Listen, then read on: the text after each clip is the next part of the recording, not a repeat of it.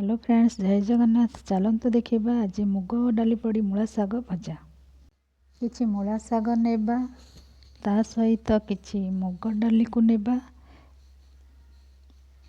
देखंतु आमे मूला शाग को भलसे गुंड गुंड करी काटिदेबा एवं मुग डाली को प्रेसर रे सिझाई देबा। तापर आमे किछि पंचफुटण, लंका एवं रसुण किछि नबा। कड़ाई रे सोरिष तेल गरम करी ता देहरे पंचफुटण, छेचिथिबा रसुण एवं कंचा लंका एवं काटिथिबा शाग को पकई किछि समय पई आमे भाजिबा। मूला शागटा अधिक समय सिझी थाए। आमे किछि समय भाजी सारिबा परे ता देहरे सिझा होइथिबा मुग डाली को पकई देई किछि समय भाजिबा एवं सेथिरे किछि नडिया पकई देबा जेहेतु भल टेस्ट आसीबो।